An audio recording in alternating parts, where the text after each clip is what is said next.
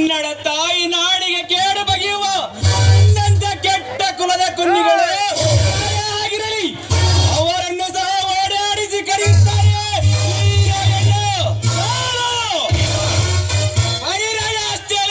ಜಮೀನ್ದಾರ.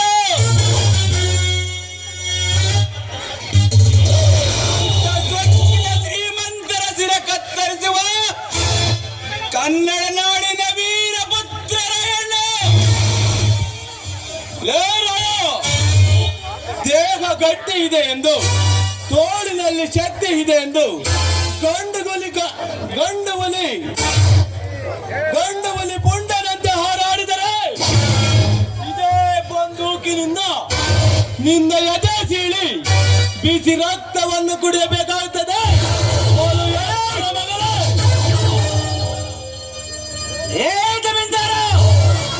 ನಿನ್ನ ಈ ಜುಜುಬಿ ಬಂದೂಕಿಗೆ ಬಗ್ಗುವ ದೇಹವಲ್ಲಲೇ ಇದು. ಕಂದೆಯಿಂದ ಗುರಿ ಹಾಲು ಕುಡಿದು ಸಿಕ್ಕ ನಿಮ್ಮಂತ ಬಂಡರ ಶಿರಸೀಳಲು ಚೆನ್ನಾಗಿ ನಿಂತಿರುವ ಮತದ ಹುಲಿ.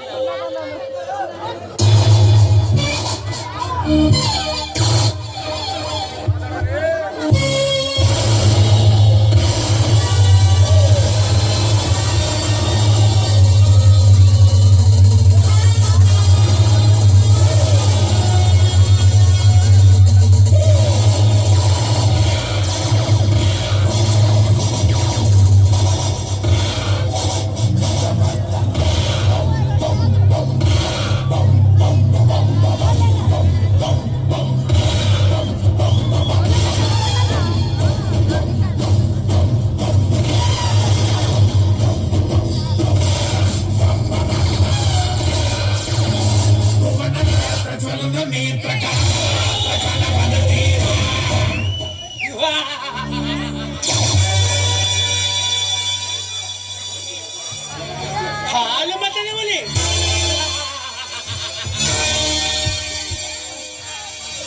ನಿನ್ನಂತೆ ಪಟಂಗಿ ಸಾರಿ ಬಹದ್ದೂರನಂತೆ ಮೆರೆದ ಗಂಡುಗಲುಗಳು ಯಾರು ಬದುಕಿ ಉಳಿದಿಲ್ಲ.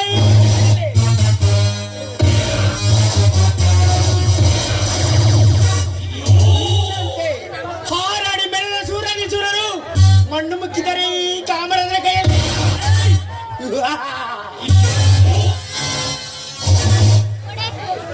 ಹಂತದಲ್ಲಿ ನೀರವಲ್ಲ ಕಲೆ ಈ ಕಾಮರಾಜರಿಗೆ.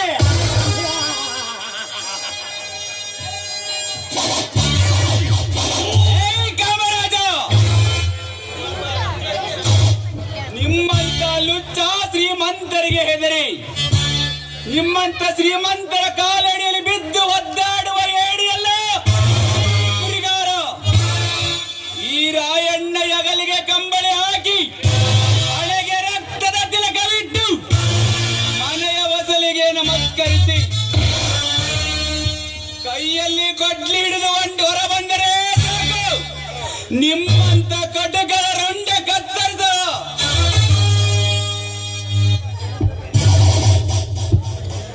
ನಿಮ್ಮಂತರ ರುಂಡ ಕತ್ತರಿಸುವ ಅಂತೆ ರಾಯಣ್ಣ.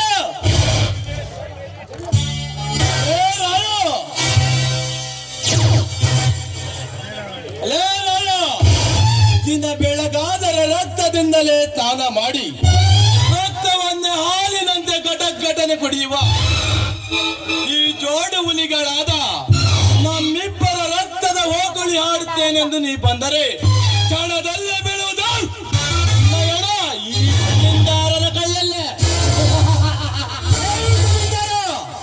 ನೀನು ನನ್ನ ಪ್ರಾಣ ಉಸಿರು ನಿಲ್ಲಿಸಿದರು ಜನ್ಮ ಪಡೆದು ಬಂಡವರಿಸಿದ ಹರಿಯೋದೆ ಈ ಪುನರ್ಜನ್ಮದ ರಾಯಣ್ಣ.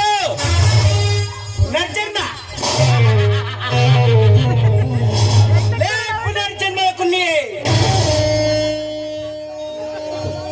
ಇಂತಹ ಪುನರ್ಜನ್ಮದ ಕುನ್ನಿಗಳಿಗೆ ಸಾವಿರಾರು ಕುನ್ನಿಗಳಿಗೆ ಕಣ್ಣು ಮುಚ್ಚಿದರೆ ಈ ಬಹದ್ದೂರ್ ಬಂಟ. ಅದೆಲ್ಲವನ್ನು ತಿಳಿಯದೆ ಗುಂಡನಂತೆ ಹಾರಾಡಿದರೆ ಹಾರುವುದು ನಿನ್ನ ಪ್ರಾಣದ ಉಸಿರು ನನ್ನ ಕೈ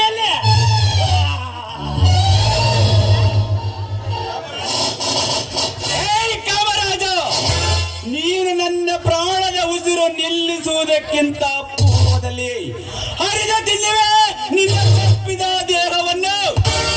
ಅಂದಾಗ ತಿಳಿಯುತ್ತದೆ ಈ ರಾಯಣ್ಣನ ತಾಕತ್ತು.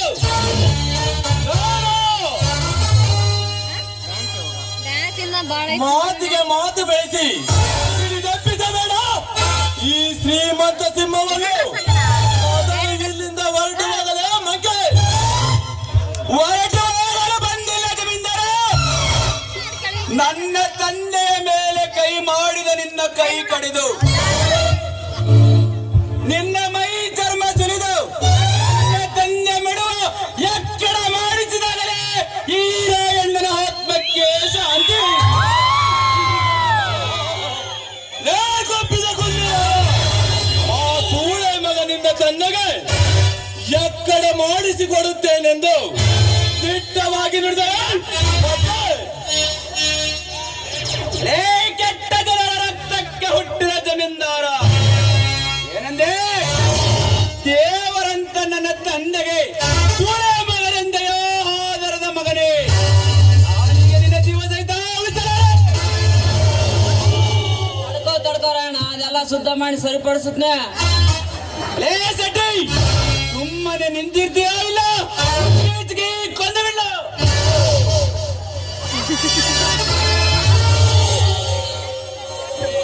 ಈ ಜಮೀನ್ದಾರನ ಮನೆಗೆ ಬಂದು ಈ ಜಮೀನ್ದಾರನಿಗೆ ಎದುರುತ್ತರ ಕೊಡುವಷ್ಟು ಒಂದು ಎದೆಗಾರಿಗೆ ಬಂದಿದ್ದೇನಲ್ಲ ನಿನಗೆ.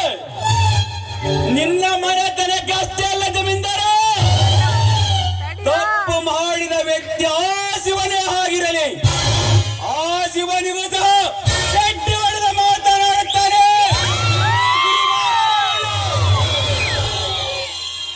ನ್ಯಾಯವಾಗಿ ನಿಯತ್ತಿನಿಂದ ಬಾಳುವುದನ್ನು ಬಿಟ್ಟು ಅನ್ಯಾಯದ ದಾರಿಯಲ್ಲಿ ತಪ್ಪು ದಾರಿ ಹಿಡಿದ ನಿಮ್ಮಂತ ಬಂಡರ ತಲೆ ಕತ್ತರಿಸಿ ಬಡವರ ರಕ್ತ ಕುಡಿದು ಬದುಕುತ್ತಿರುವ ನಿಮ್ಮಂತ ಬಂಡರನ್ನು ಬದ್ದಿ ಬದ್ದಿ ಕಲಿಸುವುದೇ ಈ ರಾಯಣ್ಣನ ಬಲವಾದ ಗುರಿ.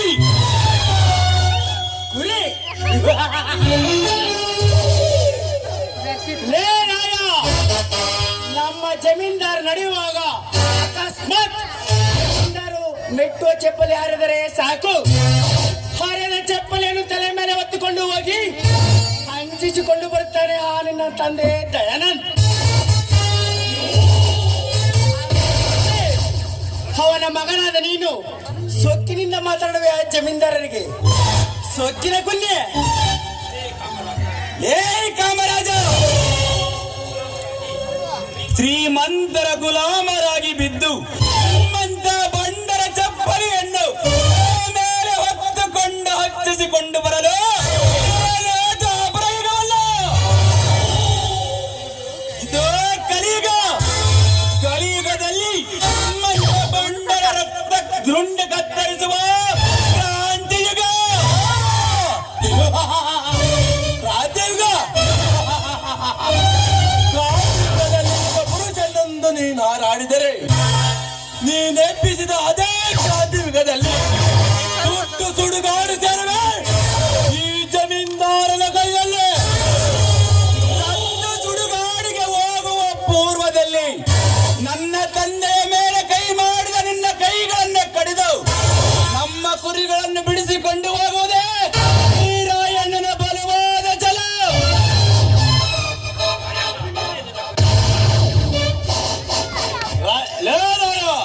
ಎಲ್ಲಿ ನಿನ್ನ ಕುರಿಗಳು?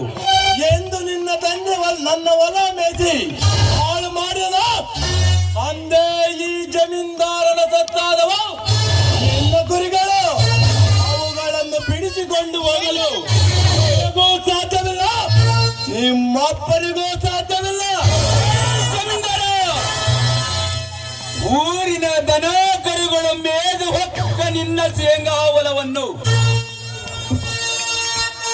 ನಮ್ಮ ಕುರಿಗಳ ಮೇದು ನಾಶ ಮಾಡಿದ ಒಂದು ಸುಳ್ಳು ಬಗಳಲು ನಾಚಿಕೆ ಆಗುವುದಿಲ್ಲವೇ ನಿನ್ನ ಎಸಿ ಜನ್ಮಕ್ಕೆ? ಅಮ್ಮ ರಾಯಣ್ಣ, ಯಾಕೆ ಗುದ್ದಾಡಿ ಗುದೇರ್ಸಿ ಅಂತೆ? ಸ್ವಲ್ಪ ನಾನು ಹೇಳೋದ್ ಕೇಳ, ಎಲ್ಲಾ ಒಳ್ಳೇದಾಗುತ್ತೆ. ಏ ಅಲ್ಕಾಲರ ಮಗನ ಶೆಟ್ಟಿ, ಸುಮ್ಮನೆ ನಿಂತಿರ್ತೀಯೋ ಇಲ್ಲ ಕುತ್ತಿಗೆ ಈಚಿಗೆ ಕೊಂದು ಬಿಡ್ಲು. ದಾರಿ ಬಾಯಿನಲ್ಲಿ ಬಾಯಿ ಹಾಕಿದರೆ ಮಾತನಾಡಲು ನಾಲಿಗೆ ಇರುವುದಿಲ್ಲ. ಹುಷಾರ್.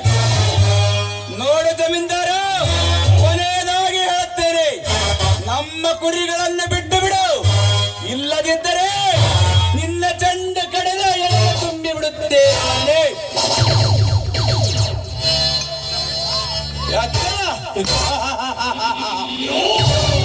25 ಹಳ್ಳಿಗೆ ಅಧಿಪತಿಯಾದ ಈ ಜಮೀನ್ದಾರ ಆ ಪ್ಲಾನ್ ಕುರಿಗಾರನಿಗೆ ಎದುರು ಕುರಿಗಳನ್ನು ಬಿಡಬೇಕ? ಹೋಗಲೇ ಹೋಗ, ಅದು ಎಂದಿಗೂ ಸಾಧ್ಯವಿಲ್ಲ.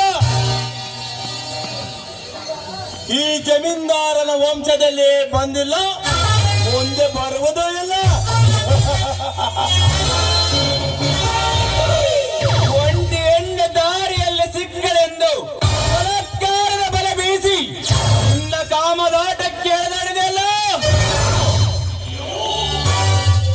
ಅದರ ಸೇಡಿಗಾಗಿ ಈಗ ನಿನ್ನ ಕಣ್ಣೆದುರಿಗೆ ನಿನ್ನ ಕುರಿಗಳನ್ನು ಹೊಡೆದುಕೊಂಡು ಹೋಗುತ್ತೇನೆ. ನಿನ್ನಲ್ಲಿ ಜಮೀನ್ದಾರನೆಂಬ ಗಂಡಸ್ತನವಿದ್ದರೆ ಒಂದು ತುಡಿ ಈ ಏಳು ಮತದ ಹುಲಿಯನ್ನು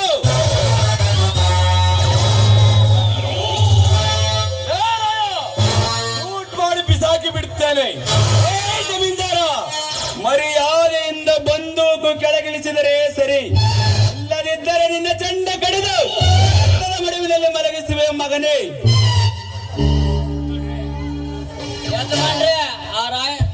ಯಜಮಾನ್ರೆ, ಆ ರಾಯಣದ ಗುಂಡು ಹಾಕೋದು ನಿಮ್ಗಿಲ್ಲೇನ್ರಿ ಸಾವುಕಾರ? ಈ ಜಮೀನ್ದಾರನ ಪವರ್ ತೋರಿಸಿ ಆ ರಾಯಣ್ಣನ ಎಲ್ಲ ಪಚ್ಚೆ ಇಲ್ಲದಂತೆ ತಾಳಕ ಕಳಿಸುತ್ತಿದ್ದೆ. ಆದರೆ ಎಲೆಕ್ಷನ್ ಹತ್ತಿರ ಬಂದಿರದ ಕಾರಣದಿಂದಾಗಿ ಸುಮ್ಮನೆ ಇರಬೇಕಾಯ್ತು ಶೆಟ್ಟಿ. ಮಗ ಅಷ್ಟ ಹಾರಾಡೋದ ರಾಯಣ್ಣ?